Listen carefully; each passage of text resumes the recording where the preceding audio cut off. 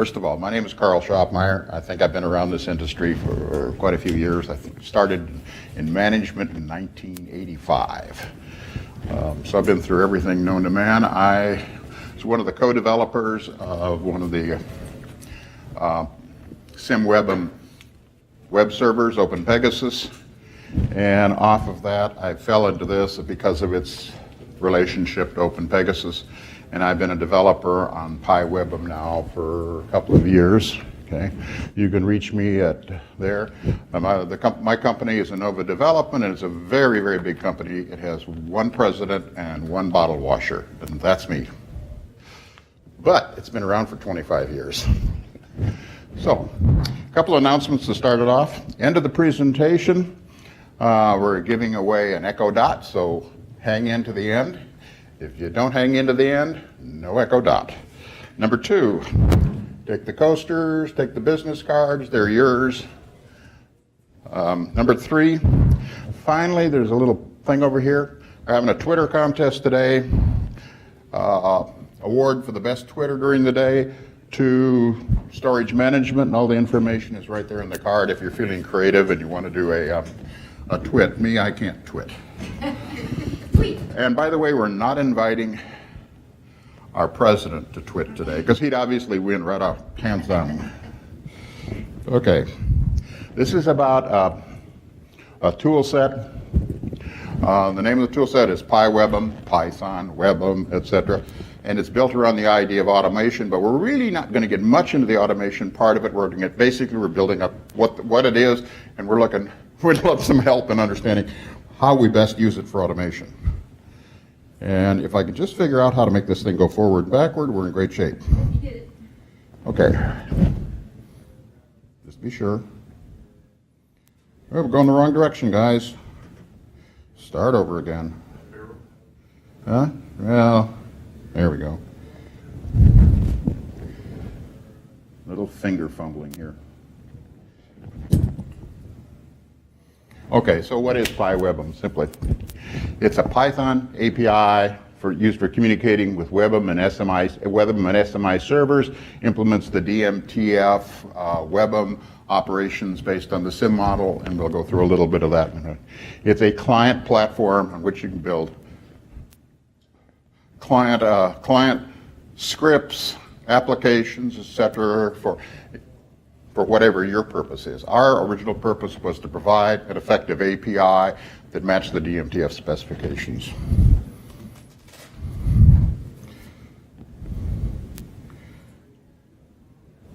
Quick overview. Python implementation of we only do one protocol, the SimXML protocol, and that's the most popular and really the only protocol used in the web SIM model structure. We support Python 2.6, 2.7, 3.4, through 3.6. We don't support 3.0, 3.1, and 3.2. I don't think anybody does if they get it all intricate. The reason we support 2.6 is that for many years Red Hat has been a big user, and they and several other people are still using 2.6, and effectively some Linux people are still kind of stuck with 2.6 because of their older Linux platforms. We support the DMTF SimXML models and protocols, all conforming with the spec. The library we're talking about today is the client library. There's some other libraries in the structure, but this is the one that we put our energy in. This is the one that we effectively support. Okay. In addition to being a client library,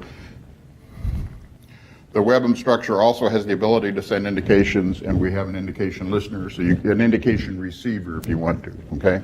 It's open source, freely available. It is multi-platform. It's Linux, Windows, Mac, except that our test environment doesn't include the Mac because none of us have a Mac. It is maintained in the sense that we're doing regular releases, we're growing functionality. I think we've probably reached the point where we are functionally complete with the specifications.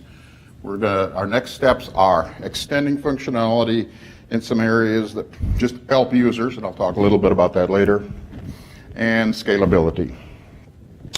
Okay, I picked these words. It's complete. Matches, it's compliant with and complete with the specifications. It's tested.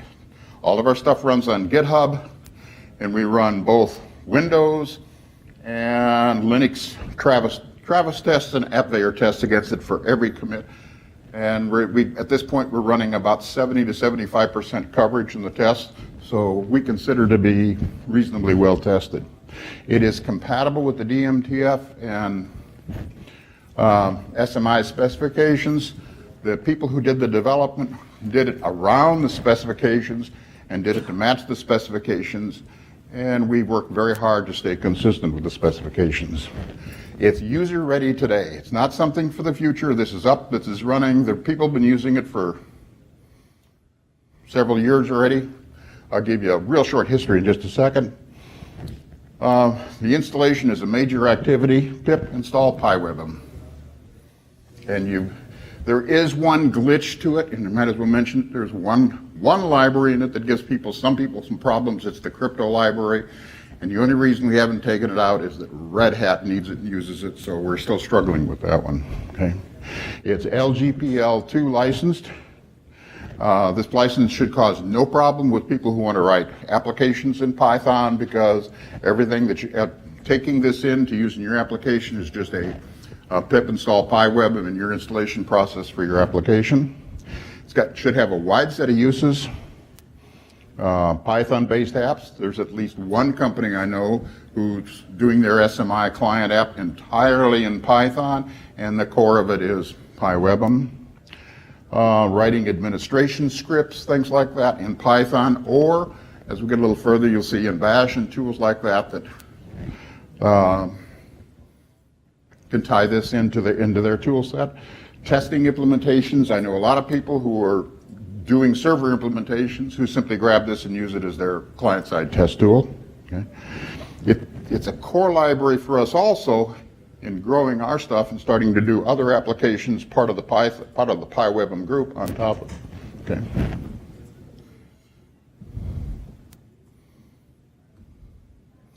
I got to tell you, this thing goes forward, and it's not really good at going backwards. Oh, I've been using the buttons. That's it. See what you guys got me into?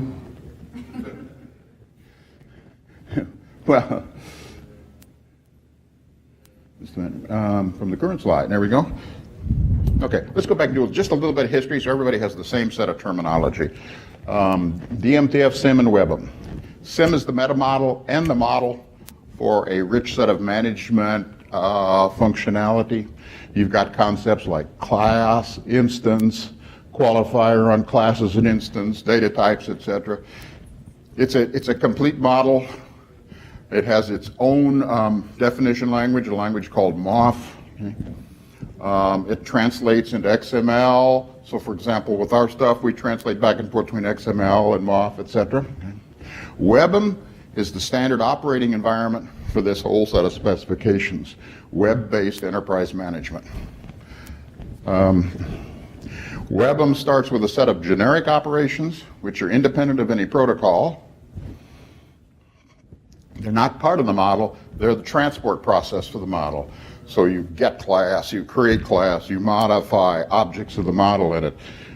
And then the generic operations, the original concept was, this is the general concept. As you do each implemented protocol, you follow this concept. The SimXML protocol did follow this concept. Of course, we did it backwards. We did the SimXML first, then we wrote the generic. But in general, that was the idea. Okay? And as I said, our goal was the original set of protocols, SimXML, and that's in a DMTF documentation, DSP 0200. In addition to the operations, the model and its concept include the capability to create subscriptions for indications and pass indications.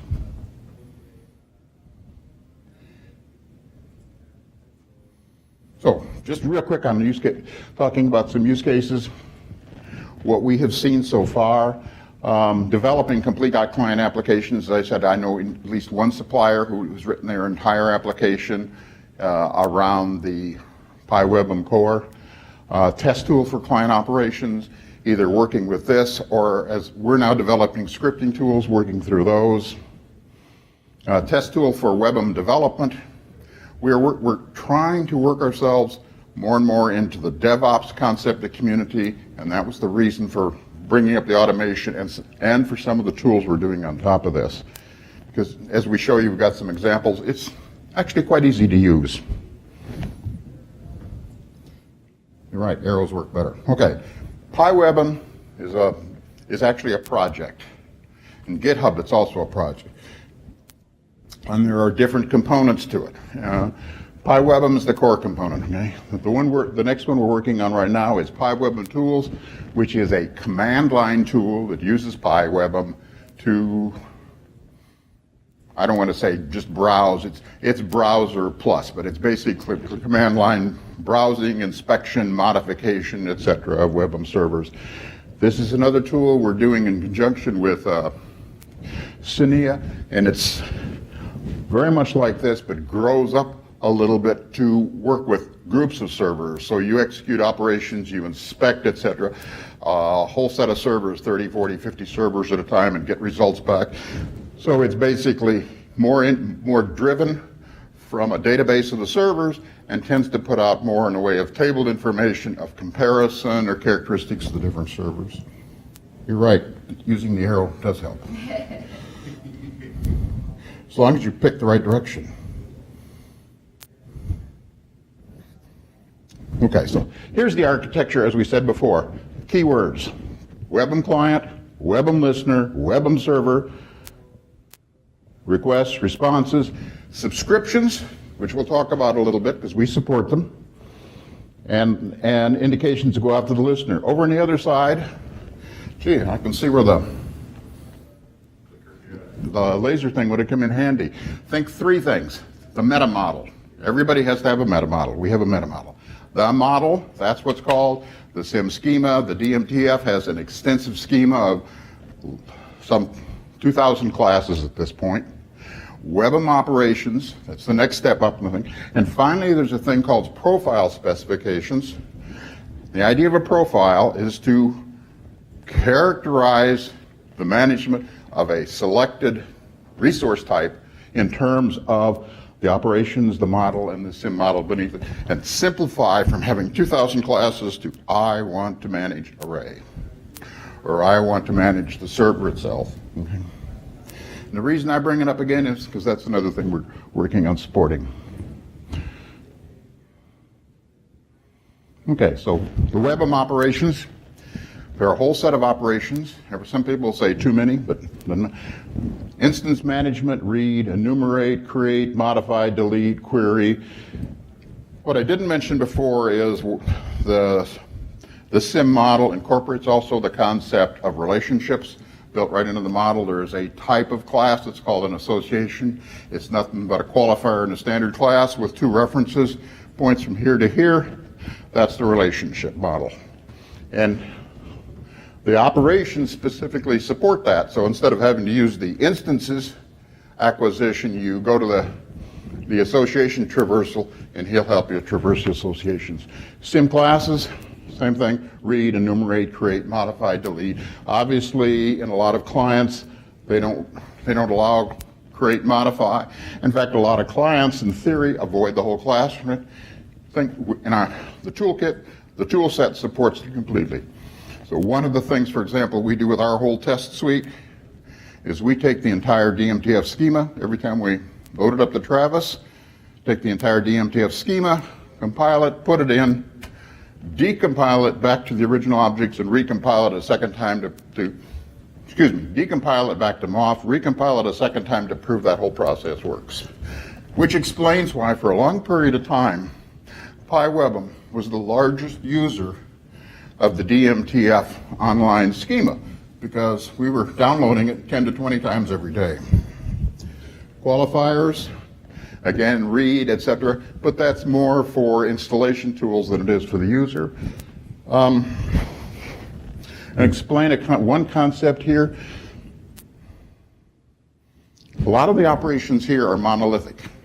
Enumerate instances. If there's 1 million instances, it's synchronous. You get the answer back when all 1 million were moved. And A number of years ago, we recognized the serious limitations of that and went to a set of things called pull operations, which has client dependency, so it's open, pull, close.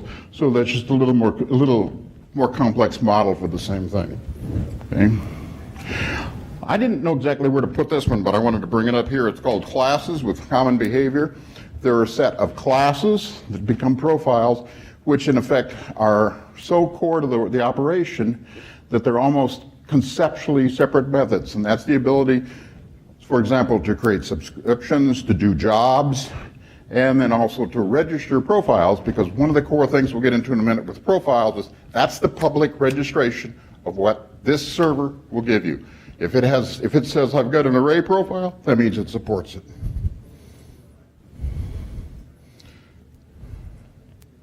So, and particularly for SMI-S, profiles are the absolute heart of SMI-S. If you look at the SMI-S specification, it is all profiles. The model comes from the DMTF, the operations come from the DMTF, the profiles come from SNIA. So we sat around and argued this out. Here's my definition. It's a subset of sim classes from the schema, no new classes, constrained to manage a specific type of manageable resource. It is and should be documented in a specification. It gives both the client and the server a clear definition of how to manage a resource type. And it's clearly advertised. So I have array profile, this is the organization, this is the version. I know exactly what I should be able to do as a client with that profile. Some quick, simple examples. DMTF has a large collection of profiles, but the ones that interest us here because of SMI are the ones that we end up supporting through SMI. So the indication profile, so the subscriptions and indications are defined through a profile. The object manager profile, which is really now the PyWBEM server profile, so that's the dog food one. How do you manage yourself? The profile for registering profiles, so that we have a standard way to do the advertising. And there's a couple of other minors. And then in SMI-S, array, block server, file system, NAS, we were scratching our head, and I think we came up with somewhere in the vicinity of about 150, not completely independent, but about 150 profiles that make up the specification. So now we're back to PyWBEM. So we implement the DMTF specifications for a PyWBEM client. And today, we implement the DMTF specifications for a PyWBEM client. Methods, model, meta model, etc. Okay? So we include SimObject as Python classes, PyWBEM methods as Python methods, extensions for some of the sim common classes, and we'll go back into that in a minute, like subscriptions, namespaces.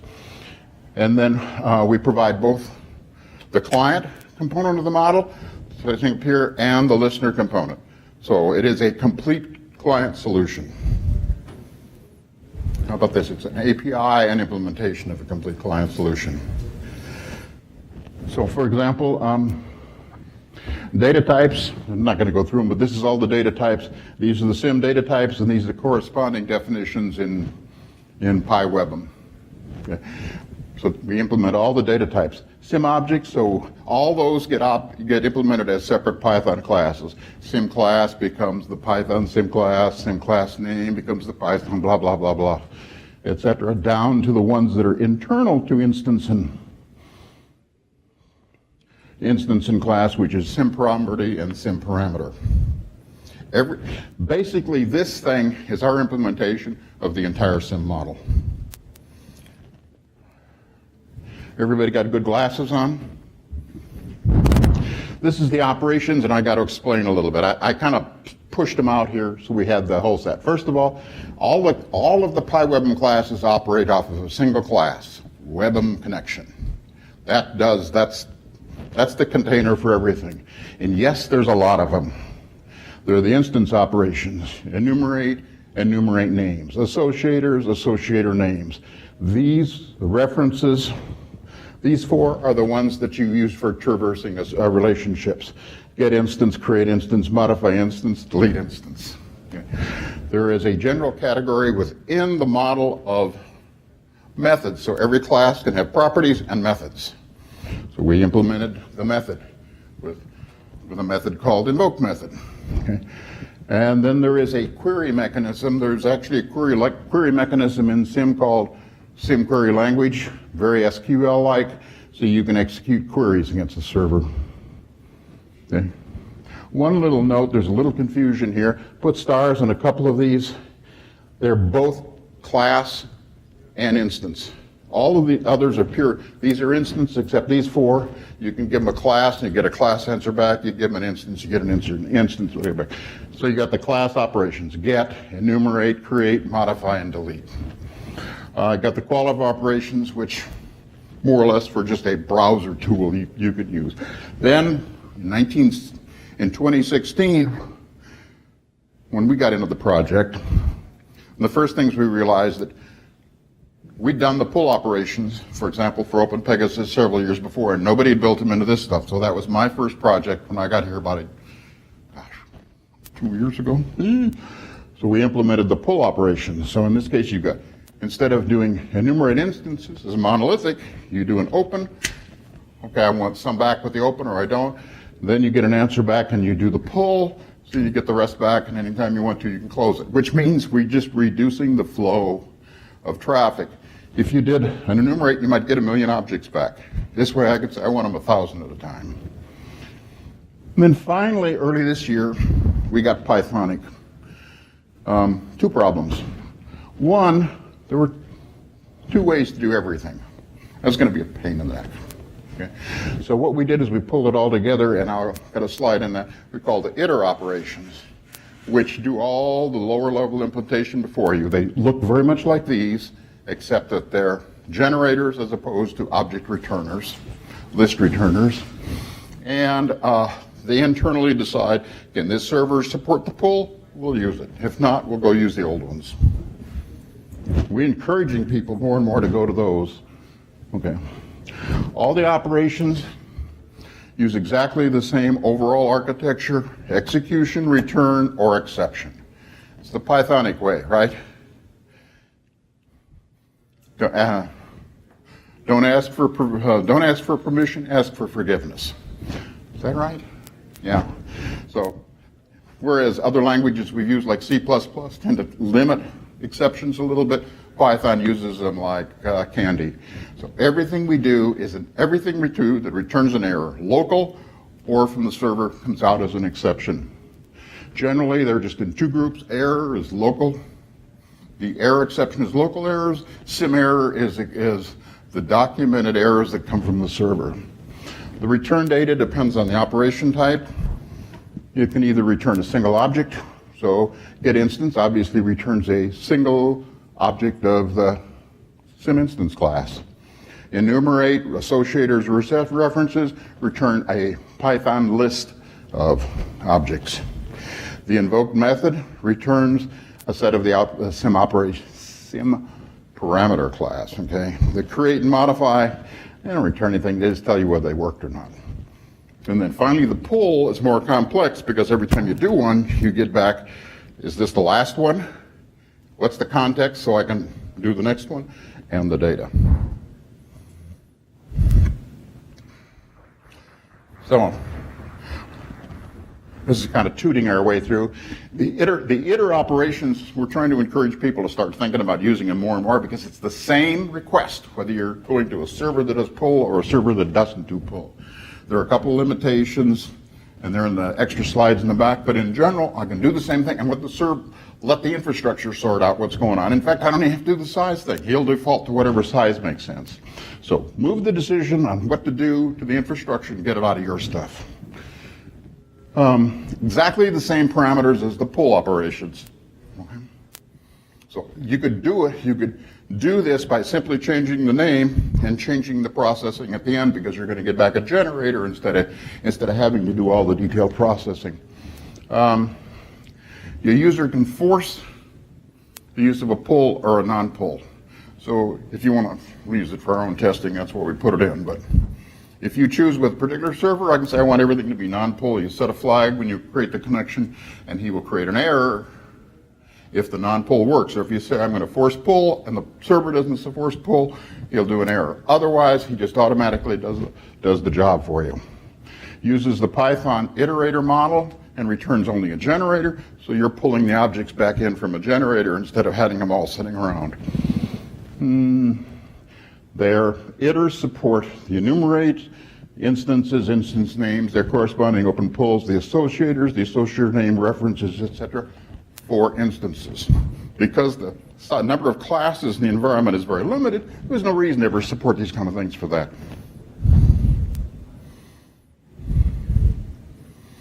Connecting, very easy. One class, WBEM connection, and a set of parameters for who you're going to talk to, what the security requirements are, and what other characteristics are, like timeouts and things like that. It's a lazy, this is something that confuses people. Well, I did the WBEM connection, nothing happened. Only when I try and do something does the server tell me does it tell me the server can't be found. The connection mechanism is lazy. He sets up the parameters, but he doesn't actually try to connect to the server until you do the first operation. And so there's a whole gob of attributes: URL, credentials, namespace, certificates, a horror show called callback verification, where you can actually get the server certificate, which is ought to be marked, please go away. System certificates you can use, whether you want to verify the server certificate or not, timeout, and we've added some more recently. Here's a simple example. So far it sounds complex. This really isn't very hard. You connect, you enumerate the instances of sim computer system, and in this case, you're just printing the result. This is an internal function which converts the internal to R MOF format, which is a structured text format, and he just prints them. 1, 2, 3, 4, and I can find out what's going in the server as far as classes. To get the names only, all I did was change it to enumerate instance names, only I spelled it with 2 S's, which wasn't going to work very well, and the same printout. Pull and iter. I said, at least I had to show you some concept of what's going on here. So if you're going to do a pull, and you want also to be sure the server supports it, you open, you open, yes, you save the first set of instances, and you do a loop pulling until the loop comes back and says the result, the EOS flag is set saying we're done. And then you can go ahead and print or do whatever you want. So it went to about 10 lines. If you use the iter instead, you open, you iter, and then you just do the loop pulling.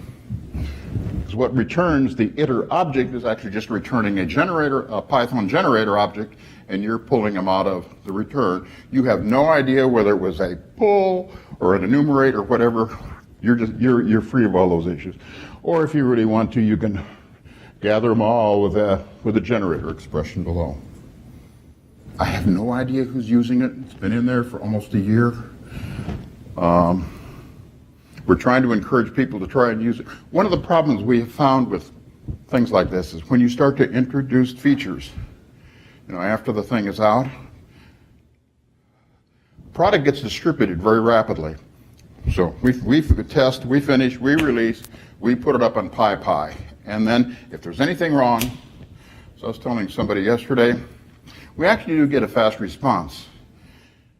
Last year we released a version and we had our first bug in 3 hours. I thought that wasn't bad. But that's because a number of people use this in OpenStack, and the overnight testing that night in OpenStack pulled up the first bug. Because they just get it from PyPI every day, download and install. So they got the new version one night, and we got the new bug the next morning. Now we're not that good with features, because that means people need to change code or grow. So telling people about them, I hope gives them the idea, yes, doesn't mean you have to change what you got. When you start moving ahead, it sure sounds a lot easier to use things like the iter operations than the lower level operations. By the way, these iter operations are just a wrapper around the lower level. So if you want to do pull, then you execute the pull, and we do it for you. Otherwise, you execute the non-pull, or we execute for you. Okay? That's the one I was going to take out. Sorry about that. Okay, we've got a number of higher level objects. The primitive model stops with that set of APIs, but SIM-WBEM doesn't. So in terms of profiles, and before even profiles, general development of the SIM-WBEM concepts, we were growing up standard, shall we say, extended services. And one of them was the idea, a WBEM server, you need to manage the server itself. I mean, it's, you know, just how's it doing, what is it, what can it do, okay? So we created a WBEM server class. SIM-WBEM is based on namespaces within a server. So you break the server down to a number of namespaces to isolate components of the providers for the server. So whereas if you went back before this, there were hundreds of lines of code to get the namespaces and everybody different. It's one line here. Print, say connect to the server, connect to the connection, connect the server to the connection with WBEM server, and print svr.interrupt.ns, and you got the interrupt namespace. Print svr.namespaces, you got all the namespaces. Even works better if you put a write print after namespaces. Okay? So you can get the interrupt namespaces, all the namespaces, what profile has been registered with the server in one line, the instance structure from there, what server this is, what server version this is, and a number of other things. And that's standard in PyWBEM and has been for about a year and a half. Okay? Indications. Everybody here know all about indications? Raise your hand if you don't know what a SIM-WBEM indication is. It's not terribly complex, but it's not one single entity. A indication is a response to a subscription that's created in the server. A subscription consists of three things. One, what is it going to send? That's the filter. Two, who is it going to send it to? That's the destination. And three, the relationship, the association class, not association, the relationship class that says it's one of these, and this is a subscription. So it gets a little more complex. The client now has to create these three things, send them to the server, and he has a working indication. Okay, so you've got the indication subscription, relates the filter and the destination. You've got the indication filter, which is a SQL type query length definition. And then you've got the destination, which says, I want you to send it to him, because him is not necessarily me. So I can have a client here and a listener there. I want you to send all the indications to him. This is an eye test over here. It's just basically, this is what it takes. This is how much work it takes in Python or in PyWBEM to create create a server, create a subscription, and then later on remove the subscription. It gets a little more complex as you get into it, because when you're dealing with indications, there are two conceptual models. I want a subscription that's only for me, okay? And I'm going to get rid of it when I go away. So I'm my own listener, okay? Or I want a persistent subscription, which I'm going to give you, and someday I'll come along and get rid of it. But at the same time, every subscription is persistent in the server. So we end up having to synchronize all that sort of stuff. So we take care of all the synchronization. Those that are temporary, you close out. This tool set, it all goes away. We make sure they're gone.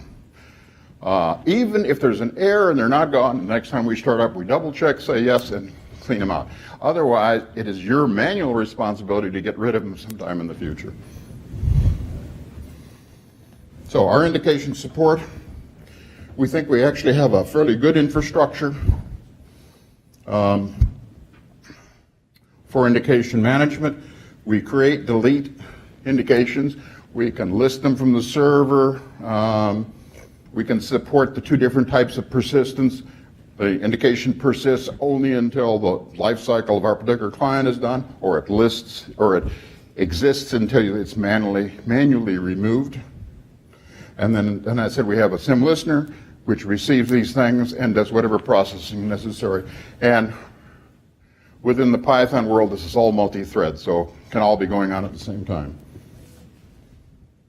And this is our subscription example again. I'm not even going to go through it.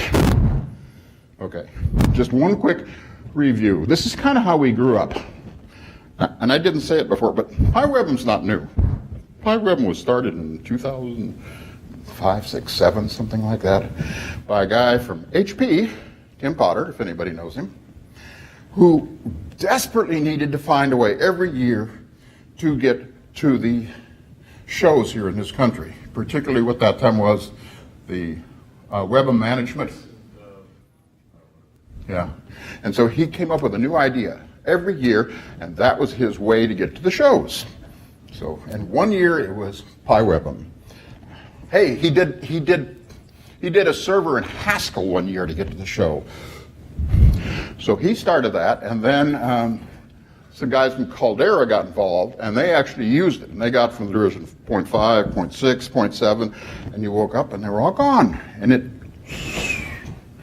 slid over the cliff for about 3 years. Then Red Hat picked it up, and the only change they made was that horrible change to SSL, which we've never been able to get rid of. As far as I can tell, that's the only thing they did.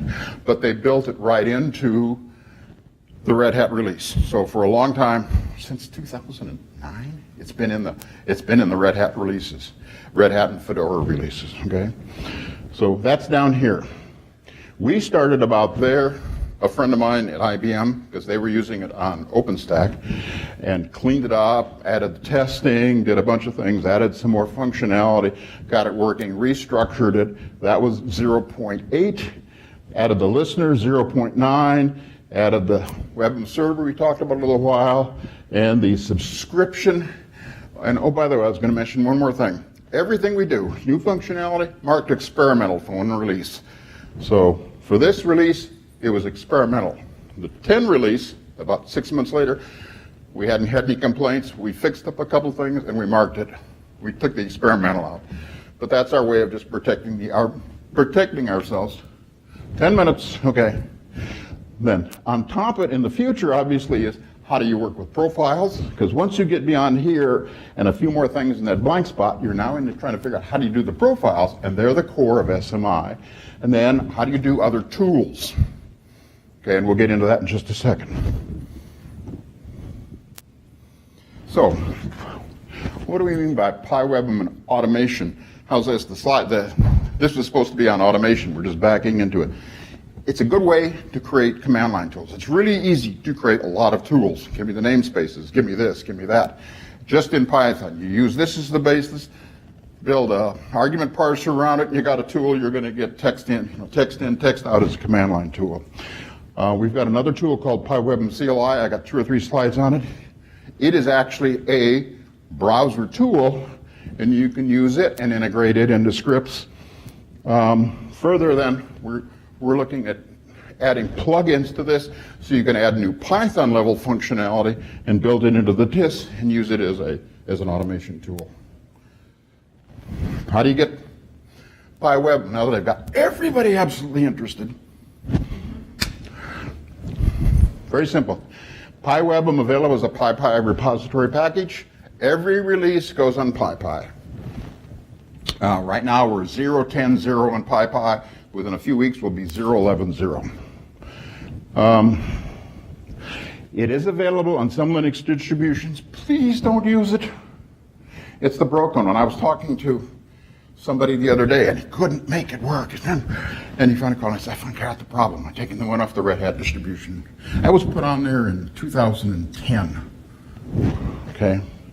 I believe it's actually off the latest ones, but okay. You can get it directly from our project, GitHub. You can either get it by cloning or you can pip directly out of the project if you wanted to get a current view. Careful, there are some other tools there. SimServer, Yawn, PyPro. We aren't truly supporting those. We're trying to figure out what to do with them. This was where the developers got more eager than the testers. Installation, very simple. Pip. Okay, you can pip from PyPI, you can pip from GitHub, or you can clone in the entire package. Just really quick, because I'm down to about 5 minutes now and running quick. PyWBEM is the core. He does all of these things up through server management, and we're thinking about profiles. We're not quite sure where we're going to put them. Okay? And then this is all client, and then cloud, you got the server. So over here on the right, I've got my PyWBEM up through 9, and then 10 began to really do the standard server management. It was actually released in 9, but I don't consider experimental a real release, okay? And then the tool set, we're going to grow just a little bit higher initially, and then the PyPing tool set, we're going to grow a little higher, so we actually do profiles. And we're actually well along with the profiles. We'll have some experimental ones probably running in about 4 or 5 weeks. Okay? Well, so that's PyWBEM. Since I'm getting behind, this is going to go really rapid. The next goal was to start to build our own tools. There's lots of tools you can build. You can build walkers, you can build explorers, you can build graphical tools, etc. We went for an automation-capable command line tool. The idea was we want to make it simple so people understand it. This is the 4th one I've written. And believe me, I'm beginning to understand simplicity because I've done some non-simplistic things, okay? It's got to present rich information. Everything in SIM is structured. How do you do structured information in a flat environment, like a command line? So what we're trying to do is be creative in the way we output and the way we allow you to filter information so we can get it reduced to what you need for automation. At the same time, you can change the output definition and you can get a rich view you can work with. So we do things like tree views. It's a relationship architecture. The standard moth view, if you want to view it, table views of everything, and table views that are built in tables or built so that you can grab the information with a simple text tool and pull the information you need out. Okay. We're working to try and sort out how best to construct complex operations from simple tools so that we do the simple ones. We have pieces to do the simple ones, and at the same time, let's start thinking of the complex ones and interactive ones so that we make those part of the product. Okay? And again, this one is going to be straightforward, simple to install. It'll be another pipper. Inspect some objects, modify and create some objects, modify, create, delete some objects. Presentation overview of the server. How much is in this server? How many classes? Manage subscriptions, rich output, so you can output in text and HTML and JSON, and then either as tables or our own structured formats. And then finally, you're going to be able to log what's going on as it goes through the server. Goes through the server and back. I'm cheating on that one because actually the work's coming out of PyWBEM. We're just using in the tool set. It's a single application. Think Git. Everybody knows what Git is, right? Everybody use it? Anybody not use it? Git, commit, blah. Same thing here. So built into one application with multi-levels of subcommand. We're almost done with the first release. My partner has not done a review in a long time, so there's probably a couple of weeks of fighting, but hopefully by the 1st of October we'll have release 1 out. It is multi-OS again, Linux, Windows, we can find Macs, we'll test that. Exactly parallel to PyWBEM. GitHub, same project, different repository. Travis testing and all, okay? And again, it's built right on top of the WebM API, so in addition to everything else, it's a test tool for PyWBEM. So very simply, okay, here's a simple one. PyWBEM CLI, this is the name of the host you want to go to. That's my timeout, yes. The go to localhost class get, and this is the class you want to get, and since I didn't specify, he'll just return them off. Okay. It's also got what we call a REPL or interactive mode. You start it, and then you execute all these operations within the server, or within the client environment. So class enumerate, returns that. Class get off of some list here, and he does that, and then finally quit. And that's all built in. This is to learn. This is what you end up scripting off of. the operations, the class operations, instance operation, qualifier operations, server operations, a small base so you don't have to type in server information every time. You type it in once, tell it to save it, and then you just name it. So, I want a PyWBEM CLI Fred. Subscription information in the future. We're working now on putting profiles in. If I'd had more time, I'd explain it, but the idea is to allow you to browse and work with profiles directly, despite the fact that there's 100 plus of them. Okay, SMI piping is very, very much a parallel, except the whole idea is a more formal database, and it's to work with groups of servers, giving you inspecting, comparing, testing those servers as a mass, so it's more reports output instead of individual information about individual components of the server. Availability, the SMI piping is on my repository in GitHub right now. PyWBEM CLI is already in the GitHub repository under PyWBEM/PyWBEM tools. And again, PIP. PIP is your friend, folks. Using and working with it, it's public. Everything will go in PyPI. We were arguing about a few things, but the more we thought about it, everything we do goes through a formal release process. We sign off, we get through the tests, make sure the tests have run for several days, go through the release process, and put it back up, put it up on PyPI. It's all documented. The documentation is actually pretty good. We use PyWBEM issues and pull requests for everything. We are looking for help. Now, this is the whole list of URIs. This is the project, PyWBEM. Under it is PyWBEM, PyWBEM tools, the server, which please forget about for now, but the other things. So it's PyWBEM and the PyWBEM tools underneath. This is PyWBEM itself, so it's GitHub, PyWBEM, PyWBEM. The documentation, two pieces. One is the GitHub web page, and then all of our documentation goes into read the docs, and they reference back and forth. If I had the guts, that's what I forgot to do. I forgot to log in, so I can't. I was going to show you the documentation. We have a set of IPython notebooks to demonstrate how to execute the operations, and there's a website in SNIA. There's kind of a gathering site to help people work with it. People inside SNIA work with it. For example, a refined version of this presentation, other presentations will probably go up there. We're always looking for new ideas, new workers, okay, that didn't go very well, comments, critiques, bugs, etc. It's all open, it's all available. Anybody have any questions today? I'm going to gather your contest development. Out, look at this, I hit it, right on the button. While he's taking the question, so if you don't have a business card, write down your name, company name, and email. Is this how you're going to do the echo? And then, yeah, but please take questions. Anybody have any questions? Or was this so absolutely thorough nobody needs questions, or nobody cares and they just want to get the damned echo and get out of town? I'm not afraid to ask some tough ones, are you? This is my... Contact you anytime? Huh? Can we contact you? Anytime. Two ways. If you got something you think might be an issue, just put it up as an issue. We got some really weird ones as issues. One of our flags is, was this a user issue? And that raises the highest priority. Okay, so it doesn't mean it means we answer it right away. It doesn't mean we fix it right away. Well, we try. Or me directly, and you've got my email. I didn't put my phone up there. And if anybody wants to contact me by phone, I'll give you the phone number. Okay.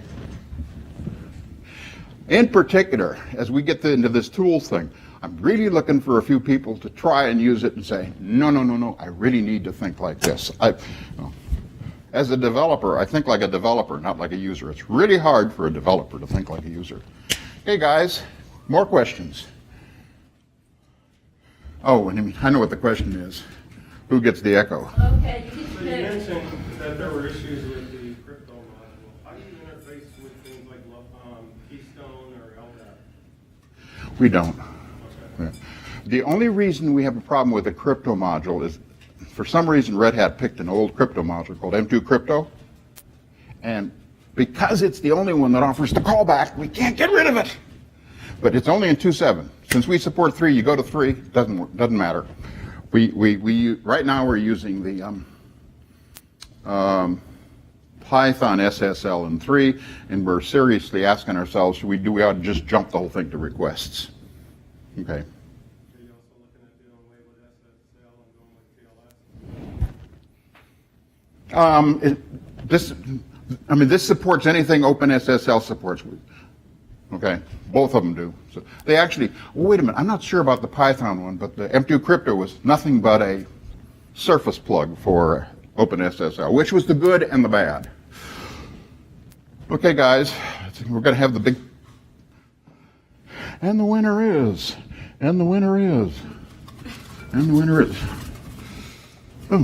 Karl Schopmeyer. No. Chuck Hill. Hey. See, actually it was fixed. He won it because he was the first one to come into the room. Every single session, so just FYI. Yes, I am available. The group is available for questions. We actually also have a chat, but nobody's used it so long we don't worry about it much anymore. The easiest we found is just put up an issue. And we have phone calls once or twice a week. Just sometimes they're short, but basically it's work through issues. And if somebody has something they want to bring up, we'll be glad to get you on the phone call. The WebEx. Okay. Anybody have any other questions? No? I thank you. I would have done a demo, but I certainly wouldn't have had time to do it, number one. And number two, with the network the way it is, I wouldn't have trusted the capability. If somebody wants to see a demo of some of it, I can do it later today.